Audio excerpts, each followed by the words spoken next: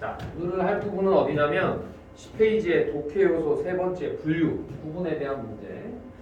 자, 개념들은 어떻게 가느냐. 지난 시간까지 얘기했던 게 우리가 개념들에 대한 얘기였거든. 몇 가지가 있느냐, 두 가지가 있느냐, 세 가지가 있느냐 해서 그걸 나누고 쪼개는 부분인데 오늘은 좀 더 디테일하게 가보자. 이걸 우리가 분류 또는 구분 문제가 나와. 거기에다가 항상 이렇게 개념들이 상위 개념과 하위 개념으로 나뉠 때가 있어. 이게 뭐냐면 상위 개념이라는 건 어떤 것을 크게 포함하는 거지. 예를 들어 우리가 동물이라고 그러면 동물 안에는 포유류도 있고 뭐 파충류도 있고 뭐도 있고 이렇게 나뉘지, 그지? 이렇게 나뉘게 될 때 위에 묶어버리는 놈을 우리가 상위 개념, 상위 개념이라고 부르고, 그럼 밑에 있는 개념들은 뭐냐? 하위 개념들이지. 자, 이 하위 개념과 상위 개념으로 나뉜다 자체가 벌써 뭐냐면 이게 오늘 우리가 배울 분류와 구분에 대한 문제야. 분류와 구분을 한다는 건 어떤 거냐? 자, 분류라고 하는 건 이건 공통이라고 쓰면 되고, 구분한다 이거는 차이점이라고 쓰면 돼.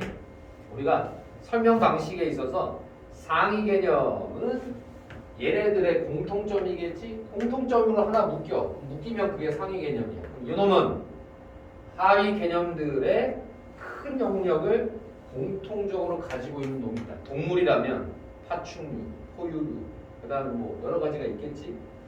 이와 같이 상위 개념과 하위 개념으로 분류나 구분이라는 건 차이점이야. 그러면 얘랑 차이점이 있을 거 아니야, 그지?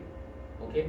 하지만 얘네들이 공통적으로 가지고 있는 것은 상위 개념으로 포함이 되고, 차이점들도 존재할 거란 말이야. 그래서 이 차이점과 공통점을 우리는 공차라고 부르자. 오늘 공부할 것은 어떤 거냐면 이렇게 상위 개념들과 하위 개념들로 분류하거나, 분류라는 건 묶는 거야. 공통점으로 묶어. 구분한다라는 건 뭐야? 나누는 거야. 이렇게 공통과 차이점들이 존재해. 그래서 상위 개념과 하위 개념을 파악하고, 그 다음에 하위 개념들 사이에서도 존재하는 공차를 구하는 연습을 할 거란 말이지. 자, 그러면 수능에서의 독서는 이렇게 개념들을 분류하고 구분하고 몇 가지로 쪼갤 때마다 반드시 뭐를 주게 돼 있냐면 기준을 주기. 기준들이 있다. 이 기준들을 우리가 명확하게 이해를 하고, 그러면 전체 큰 상위 개념에서 하위 개념들로 이 개념들이 나뉘어질 때 얘네들이 공통과 차이점들이 뭐가 존재하느냐. 자, 오늘 배우는 것의 핵심은 바로 이 부분이니까 이 개념들을 익혀두면 어떨 때 우리가 도움이 되냐면, 최근에 이제 고3으로 올라가는 친구들이 서서히 불안해지기 시작하는 단계가 뭐냐면, 독서를 하면 할수록 우리는 분명히 이런 선생님이랑 이런 이제 구조를 배운다고. 그래, 구조. 근데 이걸 왜 배우는지를 까먹어. 이걸 왜라는 걸 다시 한 번 더 주입시키면 이제 방학이 어느 정도 끝나고 이제 EBS 교재가 나올 때쯤 돼서 아이들이 항상 하는 질문. 이 왜라는 질문을 던지기 전에 항상 너희들은 어떻게부터 고민하는 거야. 자, 그래서 선생님한테 질문이 최근에 어떤 거냐면 국어 공부를 어떻게 해요? 라는 질문을 엄청 많이 하거든. 국어 공부를 어떻게 해요? 어떻게 해야 보다 더 효율적으로 짧은 시간 안에 내가 고득점을 노릴 수 있을까요? 물론 그 말의 의미도 이해는 해. 그러니까 불안하니까 그렇지. 수학도 해야 되고 아니면 다른 공부도 해야 되니까 시간이 많이 부족하다. 그래서 국어에 시간을 많이 투자를 하면 당연히 점수는 좋겠지. 하지만 이 어떻게라는 질문을 던지기 전에 선생님 어떻게 공부를 하면 점수가 잘 오를까요? 그게 아니라 질문을 바꿔야 돼. 왜? 선생님들은 독서를 하면서 그러니까 선생님의 수업 방식이나 아니면 얘기할 때마다 나오는 이 글의 구조를 파악하라는 말을 왜 하는지를 이해를 해야 돼. 왜라는 질문을 던져야 돼. 그러니까 3학년들이 되면 이제는 1학년, 2학년처럼 던져주면 내가 배워서 습득해서 내가 공부하는 식이 아니라 이제는 그야말로 자기주도식 학습이 돼야 되는데 그때 빼먹는 게 뭐냐면 왜야? 그러니까 거의 8, 90% 해당하는 친구들이 항상 질문하는 건 어떻게 공부해? 어떻게가 아니야. 그러니까 질문을 바꾸라고. 왜? 왜 그런 식으로 해야 되고 왜 글을 그렇게 읽어야 되는지에 대해서 질문해야 되는 거야. 쌤은 왜 그렇게 읽으시나요? 아니면 글은 왜 저렇게 써져 있고 또 문제는 왜 저런 식으로 돼 있지? 왜라는 질문을 던져야 돼. 이거를 놓치면 3학년이라는 시간이 이제 사실은 수능 때까지 얼마 안 남았거든. 사실 어찌 보면 1년도 안 남은 상황에서 아이들은 끊임없이 질문을 잘못 던지고 있는 거야. 자꾸 어떻게만 얘기를 해. 어떻게 해야 돼요? 어떻게 해야 돼요? 어떻게 해야 돼요? 이거는 질문이 잘못됐다. 오늘 사실은 그 얘기를 해주려고 하는 게 우리가 이런 개념들을 배우거든. 독서의 개념들을. 그럼 이걸 질문 어떻게 하면 이걸 내가 잘 받아들일까가 아니라 국어는 왜 이렇게 돼 있지를 이해해야 돼. 엄마인지 알겠냐? 앞으로 계속해서 선생님이 지적을 할 거라고. 왜? 이거를 이해하지 못한 상황에서 마치 수학 공식을 쓰지 않고 물론 천재라면 문제를 풀 수 있겠지만 우리가 다양한 정리와 법칙들을 익히고 공부하는 이유는 뭐냐면 이거야. 왜라는 질문을 자꾸 던져야 돼. 국어도 그게 중요하다고. 그래서 오늘은 그 얘기를 한번 해보도록 하겠습니다. 이제 서서히 EBS 교재는 아직 시중에 나오진 않았지만 목차는 나왔어. 그러니까 이제 시작이거든. 이제 시작을 할 때 시작하는 단계에서 꼭 선생님이 강조하고 싶은 거. 왜라는 질문을 던져라. 그러면 선생님 수업을 지금 듣는 친구들도 있고 그 다음에 다양한 인간 선생님들을 통해서 공부를 하는 경우가 있을 텐데 그 선생님들이 어떤 제시문을 읽거나 물론 너희들보다 잘 읽으니까 선생이겠지. 근데 읽을 때 혹은 공부를 할 때 국어는 자꾸 왜라는 질문을 던져야 돼. 왜라는 질문들이 있어야 가능한 얘기야. 다음은 그래서 실제로 다음 걸 한번 보죠. 그러면 교재 10쪽을 보면 2021학년도가 작년에 9월 모의고사에 나온 사회 교재 교재 10쪽을 보시면 요 제시문을 같이 한번 읽어보도록 하자. 자, 우리가 오늘 배워야 될 것은 상위, 하위 개념 이것을 구분하고 분류하는 문제. 그래서 기준, 제시, 공차를 봐라. 자, 요거부터 출발할 테니까 잘 봐라. 국가, 지방자치단체와 같은 행정주체가 요 말, 행정주체라는 말을 우리가 볼 필요가 있다. 국가나 아니면 지방자치단체라는 말을 썼거든. 그럼 국가에서 국가 전체를 통제하고 국가를 갖다가 이끄는 사람들, 지도자들을 우리는 뭐라고 불러? 대통령이라고 부르죠. 그러니까 뭐가 차이가 있냐면 행정주체에 있어서 국가가 있고 지방자치단체라고 그래. 그럼 이 지방자치단체의 단체장들이 지도자입니다. 내가 이 얘기를 왜 했냐면 봐봐. 대통령 있죠? 지방자치단체가 있죠? 얘네들을 행정주체라고 부르지? 그러면 국가와 지방자치단체는 이미 구별이 돼 있는 거야. 이미. 됐죠? 여기 첫 번째부터 보면 행정주체를 국가, 대통령을 수반으로 하는 그리고 지방자치단체장을 수반으로 하는 기구가 두 개가 있어요. 예를 들자면 대한민국이라는 국가가 있고 그 국가 안에는 각 시가 있어요. 도가 있고 시도가 있잖아. 그 시도를 우리는 지방자치라고 부르는 거야. 그러면 조직이 달라. 그래서 자치라는 말을 쓰는 거야. 어디 예속되어 있는 게 아니라 별도의 기관이란 말이야. 이거 왜 설명하냐면 글을 읽어보면 알겠지만 대통령이 내리는 대통령령이 있고 지방자치단체에서 내리는 지방조례가 있어요. 그러니까 이미 여기서 행정주체가 다르다라는 거 알려주는 거거든 우리한테. 그러면 이 글을 읽다 보면 친구들이 내가 아까 왜라는 말을 썼잖아. 그 왜라는 말을 그러니까 왜라는 말을 왜 던져야 되냐면 이렇게 첫 문장에서부터 9월 모의고사는 우리에게 지방자치단체가 있고 국가가 있다라고 해서 나눠놨단 말이야 이미. 그럼 나눠놓은 것을 내가 이해하지 못하고 그냥 지나가면 밑에 가서 딴소리를 하게 된다고. 응? 자, 그러니까 행정 주체가 중요한 기준입니다. 됐지? 두 번째, 행정 목적을 실현하기 위해 국민의 권리를 제한하거나 국민에게 의무를 부과하는 행정 규제라는 게 있어. 선생님이 수업하기 위해서 여기까지 오는 동안에 운전이라는 걸 하고 와. 운전하고 올 때 항상 선생님은 뭘 보냐면 속도계를 본다고. 왜 속도계를 보느냐? 제한 속도라는 게 있어. 고속도로에서는 100에서 110. 자, 그 다음에 일반 도로에서는 요즘에는 그 속도 제한이 많이 낮아져서 50km. 그럼 왜 속도계를 봐? 속도를 내가 제한된 속도보다 더 과속을 하게 되면 선생님이 카메라에 찍히고 카메라에 찍히면 벌금하고 벌점을 먹잖아.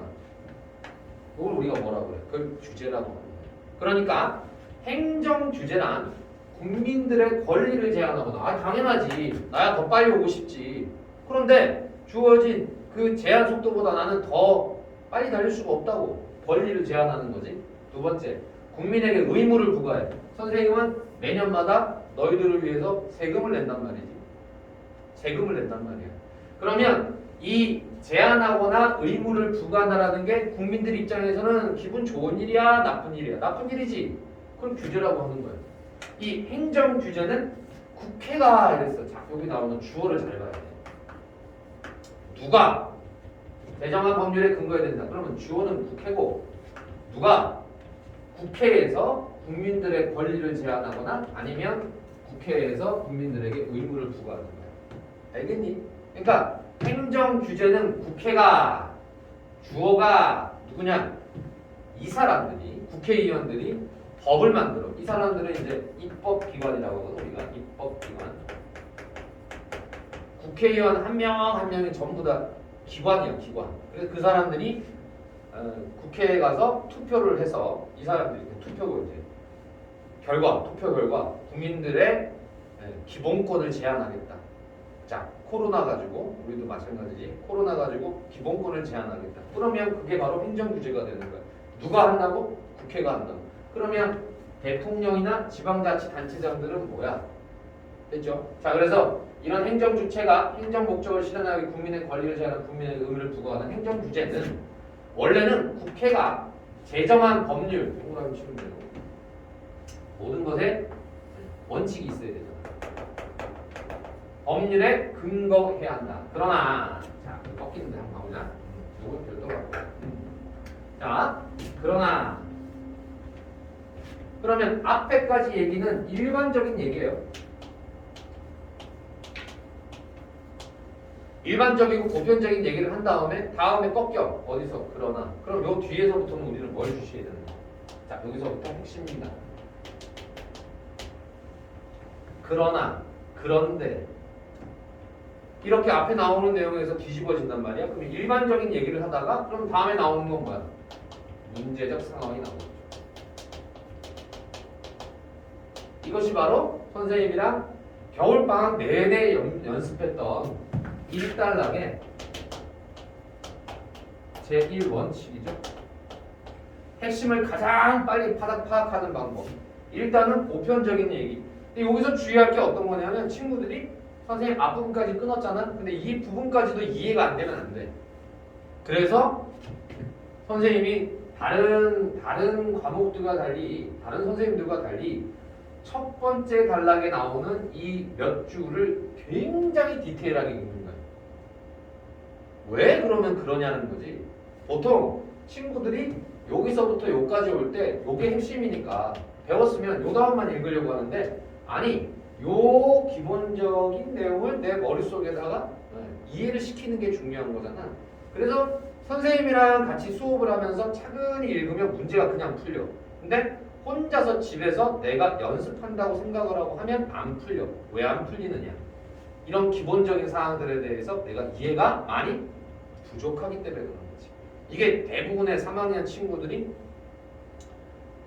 1, 2학년 때 모의고사를 볼 때는 상관없이 3학년이 되면 왜 힘들어지냐면 그런 연습이 충분히 안 돼 있을 뿐더러 이 분야에 대해서 지식들이 좀 짧기 때문에 그런 거야. 쌤 봤을 땐 짧아서 그런 거야.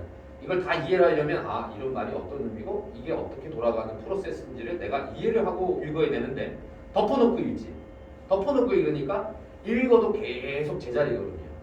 알겠지? 그래서 선생님이 처음에 아마 3월달, 4월달, 5월달까지는 너희들이 이 처음에 인트로 부분을 얼마나 꼼꼼하게 읽으면서, 그러니까 시간 재면서 읽지 말고 내가 이해가 되는 부분, 안 되는 부분 체크해가면서 안 될 때는 좀 잘 읽는 친구들이나 아니면 선생님들에게 의존할 수밖에 없는 거야. 이 인트로를 못 놓쳐버리면 다음에 나오는 내용이 무슨 말인지 모르니까 보편적인 내용에서 문제적 상황으로 넘어가자. 자, 그러면 국회가 아니라 자 대통령을 수반으로 하는 행정부나 거기다 맞추, 그렇죠? 그러면 아까 국가가 바로 행정부가 되는 거고 지방자치단체 아까 얘기했던 단체장 같은 행정기관이 제정한 법령인 행정입법 박수 치면 되죠?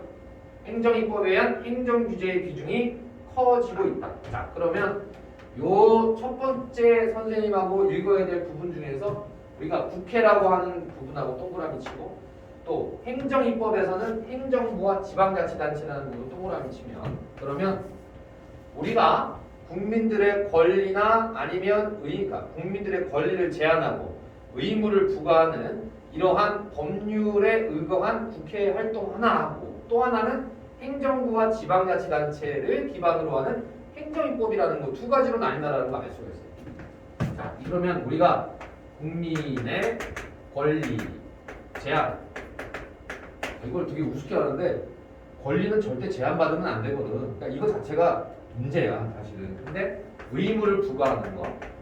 이 의무를 부과하기 위한 자 전체가 뭐냐 행정 규제란 말이야. 그러면 행정 규제가 있고 또 하나는 행정 입법이 있다라는 거지. 두 가지로 나뉜 거예요 지금. 첫 번째 단락에서. 그래서 이렇게 나뉘는 걸 우리는 뭐라고 한다? 구분한다라는 거지. 그러면 국회가 하는 것을 우리는 행정 규제라고 하고 그 다음에 지금 여기 나오는 행정부나 지자체 줄여보자. 지방자치단체는 지자체라고 줄여보자. 지자체에서 하는 건 행정입법이라는 거야. 됐니? 자, 선생님이 읽고 나서 저렇게 정리가 된다고. 근데 저거 하는 연습을 하는 거라고. 국민들의 권리를 제한하고 의무를 부과하는 데는 두 가지가 있다. 뭐가 있느냐? 행정규제와 행정입법이라는 것이 있다. 요 두 가지로 구분이 된다. 됐죠? 요거 오늘 우리가 배우는 거라고. 그러면 주체는 국회의원이 하느냐 아니면 주체가 행정부이거나 지자체냐 이거에 따라서 우리는 규제와 입법이라는 단어로 나눠놓는다 이렇게 되는 거지. 이렇게 해놔봐. 이거 써놔봐. 처음에는 선생님이 막 수업을 할 때 친구들이 그냥 듣고 있는 경우가 참 많은데 이것도 되게 중요한 연습 방법 중에 하나인데 저기다가 이제 우리가 독서를 하면서 저렇게 정리한 부분들을 내가 한번 다 하고 나서 깨끗한 글을 보면서 저 혼자서 스스로 연습해 보는 것도 굉장히 좋은 방법 중에 하나예요. 초반에 어떤 수업을 듣거나 아니면 어떤 강의를 들었어. 들으면 쉽게 이해가 가거든. 왜? 우리 일 자체가 남들을 쉽게 이해시키고 그 다음에 지식을 전달하는데 특화된 사람들이니까 그러니까 들으면 금세 이해돼. 그리고 문제도 잘 풀려. 문제는 뭐야? 내가 직접 할 수 있어야 되잖아. 내가. 그래서 먼저는 이렇게 해주는 거를 잘 이해하고 있다가 교재의 남은 부분에다가 잘 정리를 한 다음에 나중에는 혼자 스스로 한번 해보는 거예요. 안 보고 도움을 받지 않고 내가 스스로 한번 이렇게 밑줄도 쳐보고 그 다음에 그림도 그려보는 거죠. 선생님 그걸 언제까지 해요? 그래. 시간이 꽤 걸리는 작업이니까. 그래서 요거는 사람마다 좀 다른데 내가 익숙하게 될 때까지 해보는 게 좋아요. 그래서 대략 한 어느 정도 걸릴까라고 생각을 해봤더니 빠르면 한 두 달 만에 하는 애들도 있어. 내가 이제 자연스럽게 읽으면서 요약하는 연습이 두 달 만에 되는 애들도 있고 길어야 한 석 달? 석 달까지만 연습을 꾸준히 하든 그냥 눈으로만 보지 말고 얘네들을 내가 전체적으로 한번 처음부터 끝까지 요약하면서 어떤 구조도를 그려보는 거지. 그것만 해내도 쌤이 봤을 때는 우리가 3등급까지는 그 노력으로 독서만 어느 정도 잡힌다고 한다면 문학하고 언매 화작 같은 선택 과목들은 이 독서만 어느 정도 내가 그 틀이 잡힌다고 한다면 충분히 3, 2 이상까지 올라갈 수 있어. 노력만 하면 돼. 거기까지. 근데 그거를 어떤 눈으로 보고 저거 되게 쉬워. 선생님들이 하니까 되게 쉬워 보이지. 되게 쉬워. 쉽다라고 인식을 하고 스스로 노력을 하지 않으면 초반에는 점수가 오르는 듯 하다가 육모가 끝나고 나서 막 떨어지기 시작합니다. 이건 그냥 괜히 하는 말이 아니라 육모 이후에는 이러한 모든 것들이 사실 뭘 연습을 해야 되냐면 눈으로 읽으면서 체크를 해가면서 빠른 시간 안에 해내야 되는데 기본적인 기초 실력이 바닥이거나 아니면 아예 존재하지 않는 친구들은 그러면 6월 이후에는 우리가 풀어야 될 양들, 숙지해야 될 어떤 개념들이 굉장히 많거든, 국어에서. 근데 그거 어느 세월에 하냐고. 그러니까 거기서부터 건성건성하게 되는 거예요. 시간이 없다고. 자, 그래서 초반에는 꼼꼼하게 해주는 게 필요하다. 자, 다음 차트를 보면 드론과 관련된 행정규제 사항들처럼이라고 얘기를 했죠. 드론이라는 게 뭐냐? 자, 그게 이제 첨단 기술이에요. 글을 읽다 보면 나오지만 이런 드론과 같은 첨단 기술이거나 아니면 신기술. 자, 이렇게 새로운 기술이 나오게 되면 어떻게 돼야 되느냐? 이 부분에 대한 두 가지 행정 규제나 행정 입법이 필요하다. 자, 다시 새로운 기술이 발견이 되거나 아니면 우리가 사회에 접목이 되면 규제. 요게 항상 걸린단 말이야. 드론을 지금은 아마 뉴스를 찾아보면 알겠지만 아무 데서나 드론을 띄울 수가 없어요. 드론을 띄울 수 있는 비행을 시킬 수 있는 드론 비행시킬 수 있는 구역이 제한돼 있어요. 에어리어가. 그러니까 그걸 모르니까 쌤이 이제 생각을 해보면 드론이라고 하는 건 시중에서 인터넷으로 얼마든지 구매할 수 있어. 2, 30만 원짜리 보편적인 가격에 뭐 살 수 있지. 조작을 하면 얘가 뭐가 문제가 되냐면 이 드론에다가 카메라를 설치할 수 있다고. 그럼 드론에다 카메라를 설치하면 우리가 스파이 영화나 아니면은 뭐 그런 이제 SF 영화에서 보듯이 드론이 가서 내가 갈 수 없는 부분을 드론이 가서 촬영해서 오게 되는 거지. 우리가 보는 그런 영화나 아니면 드라마에서 훌륭한 영상들 그 두 사람이 남녀가 있는데 쭉 뛰어가지고 전체적인 장면을 다 비춰주잖아. 그게 문제야.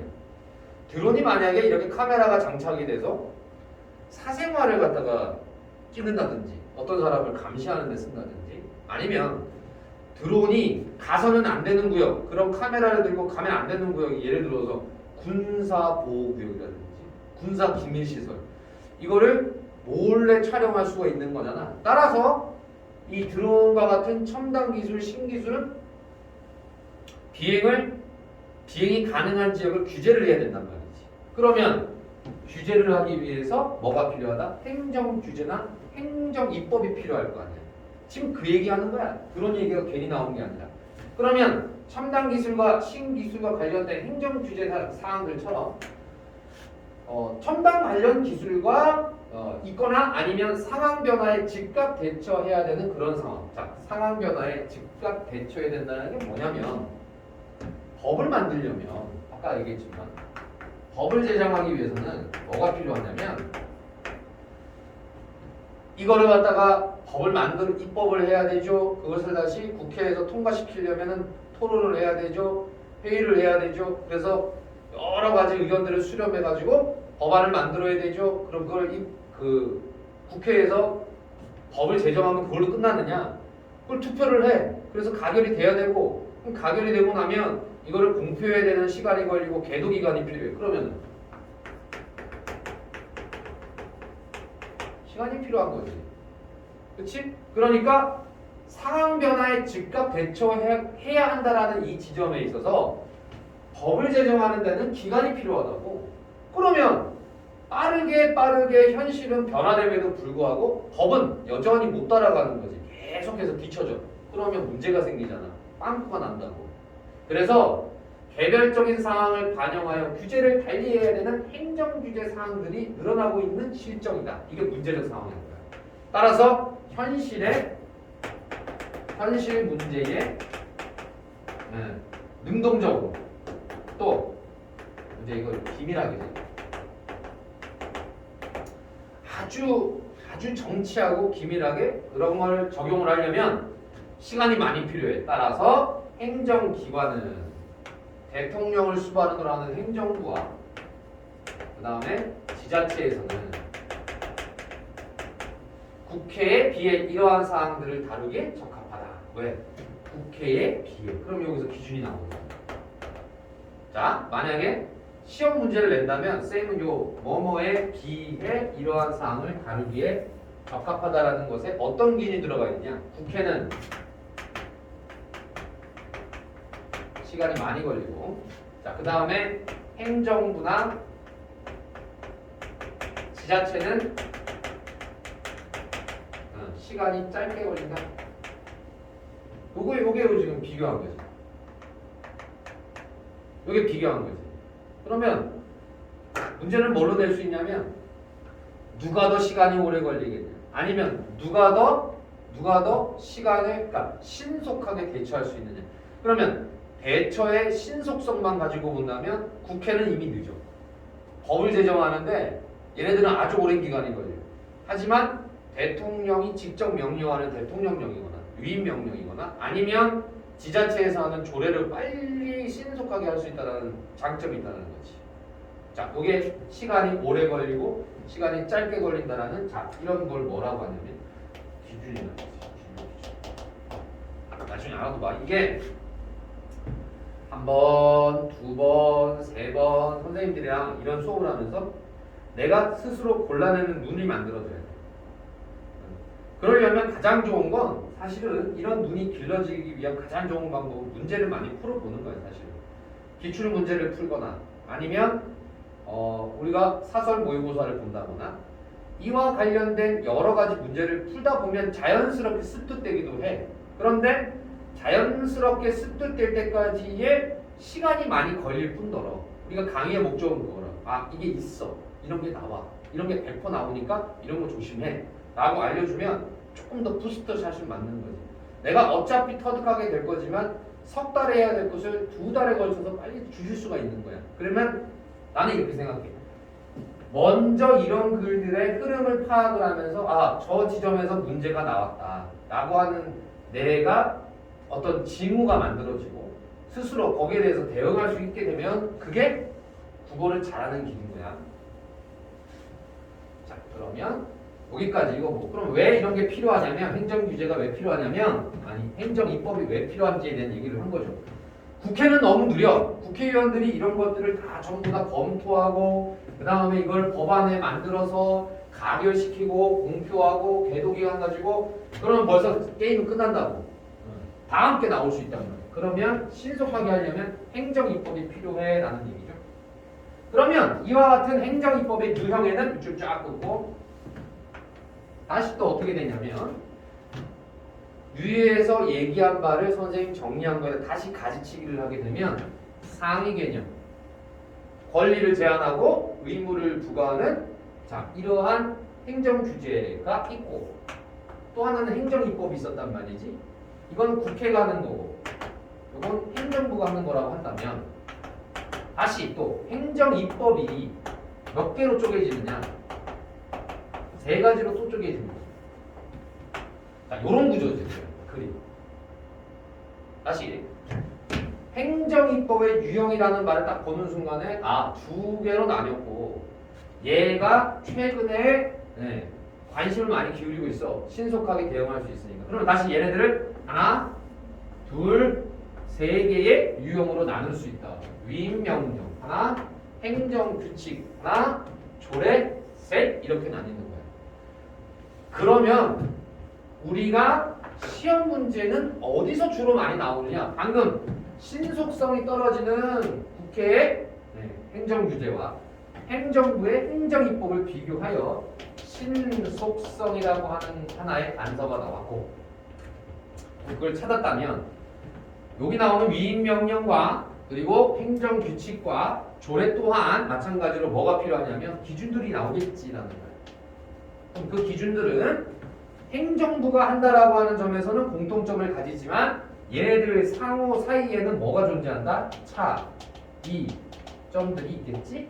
그러면 나는 어디에 관심 포커스를 둬야 되냐면 모두 다 행정입법에 속하는 놈들이지만 행정입법이라고 하는 장점에 그러니까 행정입법이라는 데 포함이 되지만 상위 개념 하위 개념들 간에 어떠한 지점들이 차이점이 있느냐를 우리가 나누면서 읽어야 된다는 거지.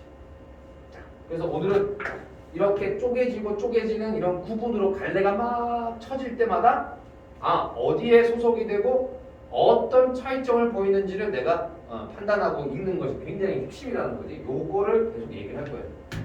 그러니까 이거는 빈 공간에다가 내 나름대로 이렇게 그림을 그려놓고 이대로 쪼개져? 그러면 내가 그거에 따라서 거기에 칸에다가 얘는 어떤 놈이고 얘는 어떤 놈이고 얘는 어떤 놈이냐.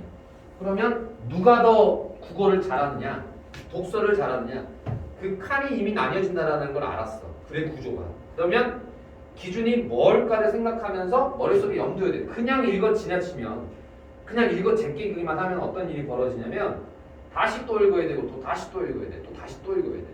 자, 그래서 첫 번째 문제, 두 번째 문제 같은 경우에는 이렇게 나누기만 훌륭하게 설정만 해도 그냥 맞추는 거거든. 그래서 세 가지로 나눠놓고 헌법에 따르면 우리가 이제 법 체계 중에서 가장 높은 법이지. 헌법에 따르면 국회는 행정 규제 사항에 관한 법률을 제정할 때 특정한 내용에 관한 입법을 행정부에 위임할 수 있다. 자, 이거는 뭐냐? 헌법이 허용한 법이죠. 국회가 하는 것이 원칙이야. 원칙이라고 적을게. 국회가 행정 규제 사항들을 제정을 하고 권리를 제한하거나 의무를 부과하는 게 원칙이야. 그런데 특정한 내용, 그럼 이 특정한 내용이 어떤 거냐? 신속하게 대응해야 되거든. 아니면 첨단 기술이거든. 위에 나온 내용들이야. 그러면 이와 관련된 입법을 행정부에 뭐 할 수 있냐면 위임할 수 있다. 위임이라는 게 뭐냐면 대신하게 해줄 수 있다. 국회의원들이 시간이 오래 걸리는 문제들은 대통령에게 위임하거나 아니면 지자체 단체장들에게 위임할 수가 있는 거야. 국회가 주는 거야. 원래는 자기들이 해야 돼. 행정 규제를 해야 되나 빠르게 대응해야 되거나 코로나가 대표적인 거예요. 코로나 대응을 위해서 국회에서 시간을 다투고 있는 문제란 말이야. 확진자 수가 계속 늘어나고 있고 그 다음에 그 분야는 자신들이 다룰 수 있는 분야가 아니야. 첨단 분야야. 의학계에서도 방역의학이라고 하는 아주 아주 전문화된 영역에서는 국회의원들이 전부 다 알 수는 없거든. 그럼 그럴 경우는 어떻게 해야 된다? 넘겨줘야 되는 거야. 행정부나 지자체에게. 그래서 코로나 대응을 할 때 잘 보면 대통령이나 아니면 지자체 단체장들이 자기 지역 안에서 나라에서 벌어지는 일들에서 적극적으로 자기들이 계획을 수립하고 시행하는 모습을 봤을 거예요. 우리가 봤단 말이야 그거를. 그게 바로 요 내용이에요. 국회가 하는 게 원칙이지만 이러한 사항일 때는 위임하게 해준다. 요거죠. 그러면 이 법률에 따라 헌법에 따라 제정된 행정입법을 위임명령이라고 한다. 위임명령은 제정 주체에 따라 이랬어요. 다시 그러면 내가 괜히 지워버렸다. 그죠? 다시 한번. 이제 더 이상 설명 안 하고 그냥 바로 나갈게. 몇 개가 나오냐? 대통령령, 총리령, 부령. 자, 됐니? 무슨 말인지 알겠지? 저 표만 보여줘도 뭔 말인지 알겠지 이제? 저렇게 나뉘는 거야 이제. 오케이? 자, 그러면 글이 저런 식으로 구성이 되는 거니까 대통령령, 총리령, 부령으로 나뉘어진다. 세 가지가 또 나와요. 근데 요 대통령령이나 총리령이나 부령이라는 말은 뒤에 명자가 명령일 거니까 대통령의 명령, 총리의 명령, 부령 이렇게 나누는 거지. 이들은 모두 국민에게 밑줄 쫙 치면 돼. 자, 여기 기준이야.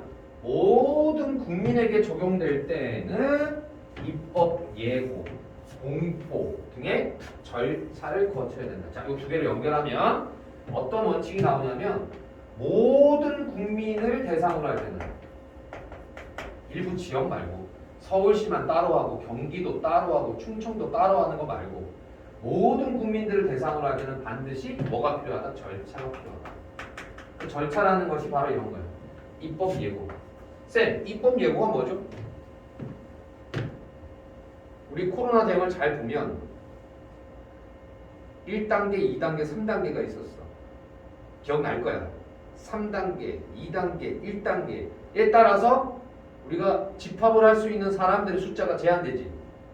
2사람이냐, 3사람이냐, 4사람이냐. 자, 그렇게 우리가 사람 수를 제한하는 거야. 모임을 제한하고자 할 때는 뭐가 필요해? 예고를 해야 돼.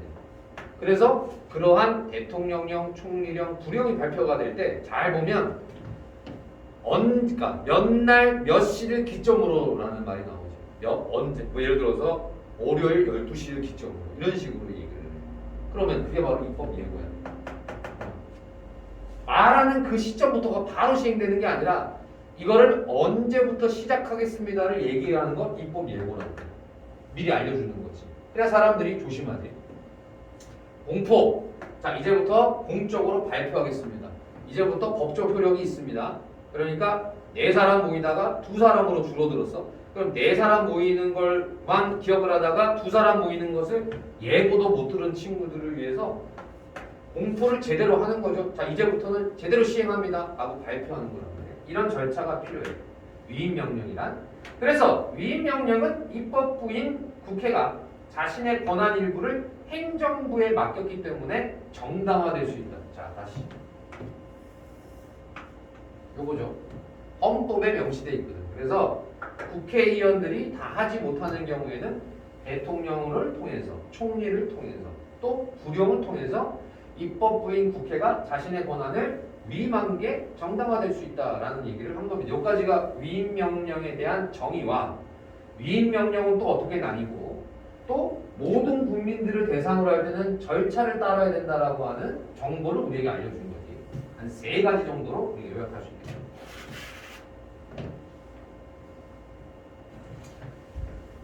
그러면 다시 한 번 더 왜 그러면 이렇게 선생님이 읽어야 됩니까? 당신이 읽는 그 이유는 그런 식으로 읽는 이유는 뭐죠? 하나야 하나. 왜?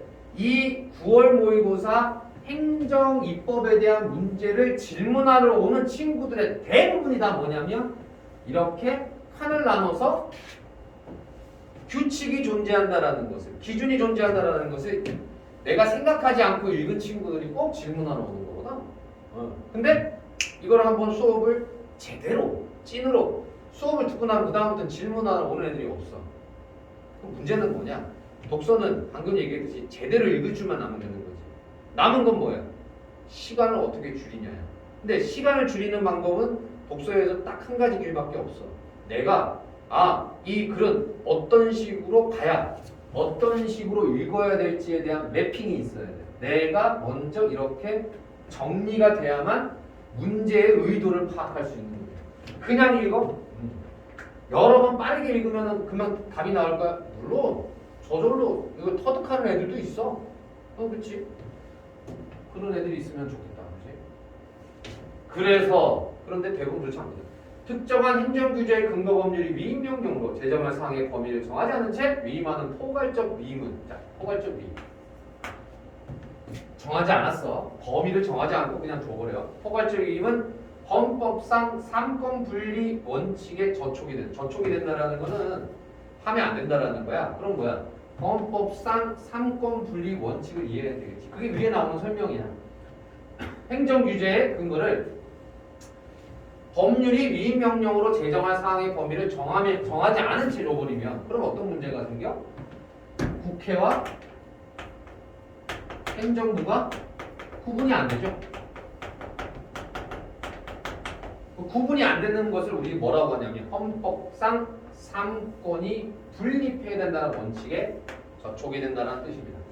그러니까 국회는 입법부고 행정부는 그냥 행정부야. 그러면 우리는 3권이다. 사법, 입법,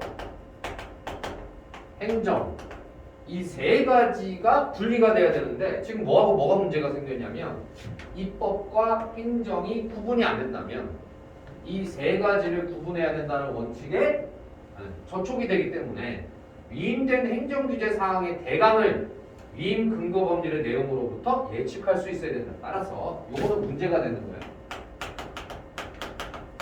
국회의원들이 귀찮아가지고 그 우리 법 만들려고 그러면 귀찮고 또 이렇게 규정 이거 살펴보려면 엄청 시간 오래 걸리니까 이제 행정부가 대충 알아서 대통령이나 아니면 지자체 단장이 알아서 그냥 대충 해라 하면 자신들이 해야 될 일을 떠넘기게 된 거죠. 그러니까 범위를 정해주지 않고 넘겨버리면 그러면 대통령 마음대로 지자체 단체장 마음대로 그러면 국회가 넘겨주지 않은 것임에도 불구하고 자기들이 정해버려요. 그러면 이제 문제가 되니까 넘겨줄 때는 어떻게 해야 되냐면 근거 법률의 내용으로부터 예측 가능하게 넘겨줘야 됩니다. 이 말은 다시 말하자면 범위를 제한해야 된다는 얘기지. 아니 선생님처럼 설명을 정말 그냥 딱 저렇게 알기 쉽게 범위를 제한해야 한다는 뜻이다 라고 얘기를 왜 하는 주죠? 범위를 제한해야 된다는 것을 문제로 내고 싶으니까. 다시 독서는 왜 불친절하냐면 방금 선생님이 읽으면서 이 말 뜻은 말이다. 국회가 행정부로 넘겨줄 때 반드시 범위를 제한해서 넘겨줘야 된다는 뜻이야 라는 문맥을 짚어주면 너무 쉽지. 근데 왜 진술은 여기 안에 있는 진술은 그런 식으로 딱 정리를 해서 안 넘겨주냐는 얘기지. 그거 하라는 거야. 이 말뜻을 이 말귀를 알아들었다면 헌법상으로 보장은 돼 있지만 행정부로 대통령령으로 위임을 할 때는 국회가 뭘 해줘야 되느냐? 그냥 넘겨서는 안 된다. 여기서부터 여기까지를 대통령이 알아서 하십시오라고 딱 정해서 줘야 돼. 그럼 의론과 관련된 기술에 한해서 넘겨준다. 이렇게 돼야 돼. 그게 안 되면 3권 분립 원칙에 저촉이 되는 겁니다. 위법이 되는 거지. 다만 행정규제사항이 첨단 기술 관련성이 클수록 위임 근거 법률이 위임할 수 있는 사항의 범위가 넓어진다. 자, 그러면 첨단 기술의 관련성이 크면 클수록 범위가 넓어진다. 이렇게 해서 두 가지 상관관계를 얘기를 했는데 이 말 뜻은 그거야. 국회의원들이 첨단 기술에 대해서 모른단 말이야. 자기들이 잘 모르는 영역일 경우는 어떻게 된다? 범위를 좁혀줘야 돼? 아니면 넓혀줘야 돼? 잘 모르면 넓혀줘야 된다. 그러나 다만 범위를 제한해야 된다라는 건 어기면 안 돼. 여기까지가 이들의 정확한 내용이 되겠죠. 자, 다음 넘어가겠습니다. 빠르게 가볼까요? 한편 위임명령이 법률로부터 국회의원들한테 받았죠. 위임받은 범위를 벗어나서 제정되거나 위임 근거 법률이 사용한 업구의 의미를 확대 축소하여 제정되어서는 안 된다. 말 그대로야. 범위를 넘어서서도 안 되고 또 사용한 업구의 의미를 지나치게 확장 해석하거나 축소해서도 안 된다. 딱 주어진 것만 하라는 거지. 위임명령이 이러한 제한을 위반하여 제정되면 효력이 없다. 그러면 요 말의 의미는 이거죠. 국회가 넘겨줬는데 행정부가 과도하게 확대하거나 아니면 축소 제정을 했다. 그럴 경우에는 누가 제동을 걸 수 있느냐? 국회가 행정입법에 대해서 뭘 할 수 있다? 제동을 걸 수가 있다. 그러니까 브레이크를 걸 수가 있다는 거지. 야, 그건 아니야. 우리가 넘겨준 건 그것까지는 아니야. 그럼 뭐야? 국회가 이렇게 제동을 거는 이유는 뭐야? 방금 읽었던 거. 어디에 저촉되지 않기 위해서? 바로 그거죠. 3권 분립 원칙에 저촉되지 않기 위해서. 국회가 제동을 걸 수 있습니다. 이런 걸 우리가 뭐라고 하냐면 행정처분 가처분 신청이라고 해요. 그 부분에 대해서 행정 규제가 잘못된 거니까 가처분 신청을 낼 수 있습니다. 다시 한 번 더 명령을 바꿔서 내라. 응? 그래서 실제로 우리가 그걸 봤죠. 대통령이 대통령령으로 예를 들어서 이런 국가적 재난 시기에 어떻게 하자라고 그러니까 신속하게 어떤 위임 명령을 발동을 하면 국회가 가만히 보다가 저거는 아니지, 저건 너무 지나치지, 그렇게 제동을 걸어요. 그게 행정처분에 대한 가처분 신청입니다. 그거 못하게 막을 수 있어 라는 거지. 이게 국회죠. 그래서 국회의원을 잘 뽑아야 되는 겁니다. 잘 모르는 사람들이 이런 게 있다는 것도 모를 거 아니에요, 그죠? 넘겨놓고 그냥 띵까띵까 그러면 안 되지. 그러니까 국회와 행정부가 이런 관계에 있다. 그래서 효력이 없다. 제동을 걸 수가 있다. 누가? 국회가. 자, 다음 행정규칙입니다. 요거에 대한 질문이 제일 많았어요. 그러면 요까지 읽어보는데 어려움은 없어요. 위임명령까지는 금세 읽어요. 근데 요 위임명령과 또 다른 행정규칙이 두 번째예요. 그러면 여기까지 내려왔다가 우리가 여기까지 내려왔다가 다시 어디로 올라가야 되냐? 여기로 올라가야 돼요. 다시 요 부분을 읽을 때는 요 행정입법으로 다시 돌아가야 돼요. 그걸 놓쳐요, 애들이. 행정규칙이라는 것은 두 번째입니다. 그러면 위임명령하고 행정규칙의 차이점을 먼저 파악을 하려면 여기로 가는 게 아니야. 여기로 가는 게 아니야. 여기로 가야 돼. 왜? 행정입법부터 다시 올라가야 돼. 다시. 그래서 내가 별표를 강조하는 이유가 있어요. 애들 대부분 다 행정규칙 읽으면 앞에 있는 위임명령하고 행정규칙만 이게 비교하려고 하는데 천만의 말씀. 이거 읽을 때는 다시 돌아와야 돼. 이게 전부 다 행정입법에서 나온 거구나. 얘가 상위 개념이고 얘네들이 하위구나. 그래서 행정규칙은 다시 행정입법으로 올라가서 행정입법 중에 하나라는 것을 이해하고 읽어야 돼요. 근데 애들이 대부분 여기서 어떻게 읽냐면 앞에 나오는 위임명령하고 비교만 하려고 그래. 그래서 문제의 맥을 못 짚는 겁니다. 다시 상위 개념으로 올라가서 행정입법부터 다시 내려와야 돼요. 행정입법부터 다시 내려와서 행정규칙은 그러면 위임명령과 어떤 차이점이 있느냐, 공통점 차이점이 있느냐. 원래 행정부의 직제나 사무처리 절차에 관한 행정입법이래요. 자, 요 말. 행정부의 직제. 직제라는 말이 뭐냐면 지위. 그러니까 우리가 행정부도 보면은 뭐 대통령이 있으면 밑에 국무총리가 있고 국무총리 밑에 또 누가 있고 비서가 있고 이렇게 쭉 있잖아. 사실 그런 위계 질서가 있잖아. 그 직제라고 하는 거야. 회사로 따지자면 회장, 사장, 이사, 그 다음에 부장, 뭐 팀장, 뭐 대리 이런 식으로 돼 있잖아. 이게 직제야. 지위를 말하는 거고 사무 처리 절차야. 그러면 그들이 일하는 거죠. 그러면 이거는 모든 국민들에게 적용되는 거냐 아니냐를 봐봐. 이건 국민들의 적용 대상이 아니죠? 이거 국민들 대상으로 하는 거지 아니지? 그럼 뭐야? 행정부의 구성원이 대한 거야. 범위가 확 줄어드는 거야. 모든 국민들을 대상으로 하는 게 위임명령. 행정부의 구성원들 대상으로 하는 게 행정규칙이라는 말이 이 말이야 지금. 그래서 고시 알려준다는 뜻이야. 알린다. 고시라는 건 게시판 말하는 거지. 게시. 그러니까 우리가 보통 이제 그런 영화나 드라마를 보면 뭐 예를 들어서 행정부니까 뭐 예를 들어 국방부다. 그럼 국방부에서 누가 진급을 하면 이렇게 게시를 하지. 그게 고시야. 그 다음에 예규, 규칙 등이 있단 말이야. 그러면 요 고시는 직제에 대한 얘기고 사무처리 절차는 예규입니다. 이런 식으로 알려주는 거야. 일반 국민에게는 직접 적용되지 않기 때문에 법률로부터 위임받지 않아도 이랬어요. 자, 법률로부터 위임받지 않아도 그러면 국회가 주지 않아도 국회 간섭이 없죠. 국회가 제동 걸 수 있는 게 아니야. 행정부의 직제나 아니면 그들의 사무처리 절차는 국회가 관여하는 게 아니야. 자기들 스스로 하는 거지.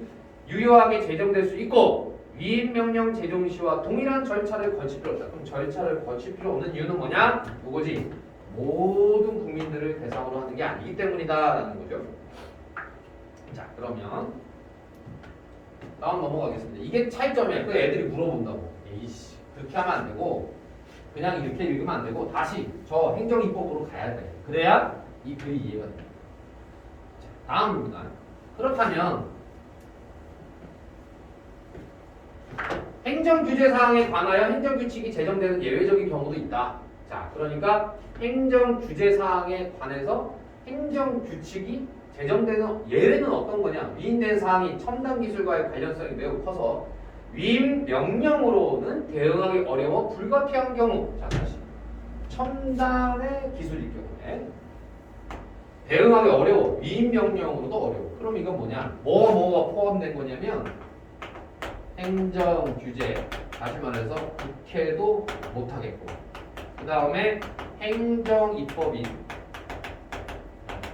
뭐도 안 되고 위임명령으로도 안 되고. 됐지? 그러니까 어떤 거야? 겁나게 첨단적인 거야. 그래서 겁나게 첨단적인 건 국회도 안 되고 위임도 안 되고, 대응하기가 너무 어려운 경우에는 위임 근거 법률이 행정입법의 제정 주체만 지정하고. 밑줄. 그럼 행정 주체는 누구였냐? 아까 선생님이 얘기했던 대통령. 근데 여기서는 행정 규제 중에서 자, 대통령. 근데 대통령은 왜 여기서 포함이 안 되냐면 위임 명령이 이제 아니니까 대통령은 뺍시다. 다시 하세요. 여기서 대통령을 빼야 될 이유는 뭐냐면 위임 명령으로 할 수 있는 게 아니잖아. 그러면 뭐라고 해야 되느냐? 그러면 행정부에서 대통령을 제외하고 이제 나머지 단체장들이 해야 되는 거지. 이럴 경우에 행정입법의 유형을 지정하지 않았더라면 위임된 사항이 고시나 예규로 제정될 수도 있다. 자, 거기다 밑줄. 그렇죠? 그러니까 단체장만 딱 치면 돼. 그 사람이 그냥 제정할 수 있습니다. 이런 경우에 행정규칙은 위임명령과 달리 입법예고, 공포 등을 거치지 않고 제정되는데도 마찬가지입니다. 이러한 행정규칙은 거치지 않고 바로 제정이 될 수 있습니다. 왜? 모든 국민들을 대상으로 하는 것이 아니기 때문이다. 여기까지 하고 마무리 들어가 보죠. 조례로 들어갑니다. 조례는 좀 쉬워요. 조례는 근데 다시 또 어디로 가야 되냐면 선생님이 이 글을 읽을 때 같은 내용을 또 반복을 할게요. 이 조례를 갖다 강조를 하는데 애들이 이거 몇 번을 그리는지 모르겠으나 여기까지 왔잖아. 마지막이 조례거든. 근데 이 조례를 읽을 때 또 마찬가지로 앞에 나오는 것들하고만 비교하면 안 되고 어디로 올라가라고? 행정입법으로 다시 올라가라는 거. 그거 놓치면 안 돼. 이게 키포인트야. 되게 단순한 것 같은데 요 단순한 거를 놓치는 게 니네라는 거지. 이것만 해낼 수 있으면 이 구모 때 사실은 작년 시험 치고는 쉬운 거였어요. 쉬웠는데도 불구하고 이거를 어렵다고 느끼는 애들은 그거만 잘 따라하면 돼. 자, 이번에는 지방의회라는 말이 들어가요. 얘는 이번에는 조례는 지방의회에서 제정하는 행정입법이에요. 지역의 특수성을 반영하여 제정되고 지역에서 발생하는 사안에 대해서만 적용됩니다. 자, 그러니까 적용 범위가 어디로 제한이 되냐? 지방이에요. 지역이라는 말, 지방이라는 말이에요. 그냥 지방, 경기도면 경기도, 충청도면 충청도로 딱 제한돼요. 그러니까 충청도에서는 적용받았지만 경기도로 넘어오면 적용 안 받을 수도 있는 거야. 저 미국하고 비슷하지. 주마다 법이 다른 거랑 비슷한 거지. 여길 딱 경계에서 넘어가면 적용이 안 되는 거야. 왜? 영화 같은 데 보면 미국이 그렇잖아. 주마다 법이 달라서 얘는 범법자인데 여기 넘어가면 범법자가 아니야. 왜? 법 체계가 다르니까. 그런 거 많이 봤을 거야. 그래서 이놈들이 탈주를 하는 거지. 이 주에서는 범죄지만 요 주에서는 범죄가 안 된다는 거 알고 있으니까 넘어가는 거 아니야. 넘어가게 되면 그럼 법 적용을 못 받는단 말이야. 그럼 조례라는 것도 그거야. 범위가 전국 단위가 아니고 딱 거기만. 지방, 그 지역만. 그러면 재정 주체가 지방자치단체의 기관인 지방의회라는 점에서 행정부에서 제정하는 위임명령 행정규칙과는 구별이 되고 조례도 행정 규제 사항을 규정하려면 법률의 위임에 근거해야 된다. 그러면 법률의 위임에 근거해야 된다는 게 진짜 중요한 기준이라는 걸 우리가 알 수가 있다. 또한 법률로부터 포괄적 위임을 받을 수 있지만 위임 근거 법률이 사용된 업구의 의미를 다르게 사용할 수는 없다. 여기 사용되는 기준이 뭐랑 비슷해? 위임 명령하고 굉장히 비슷하죠. 위임 명령과 유사하죠? 다른 점은 뭐예요? 위임 명령과 비슷한 얘기를 하고 있어요. 이건 위에 나오는 행정 규칙하고 또 다른데 이 위임 명령과 유사다는 점을 포커스로 두고 그럼 문제를 뭘 낼 수 있냐면 다른 점은 뭐지 이거야. 위임 명령과 유사하지만 다른 점. 범위가 모든 국민이 아니라 그 지역에만 해당한다는 점이지. 조례는 입법, 예고, 공포 등의 절차를 다 거쳐야 됩니다. 똑같죠. 위임 명령과 유사하게 가지만 어느 지점에서 범위가 그 해당하는 지역만이라는 점. 모든 국민이 아니라는 거. 요것만 우리가 조례의 차이점이다라고 정리를 하면 깔끔하게 끝나는 거죠. 자, 정리를 해보시고 잠깐 쉬었다가 다음 넘어가요.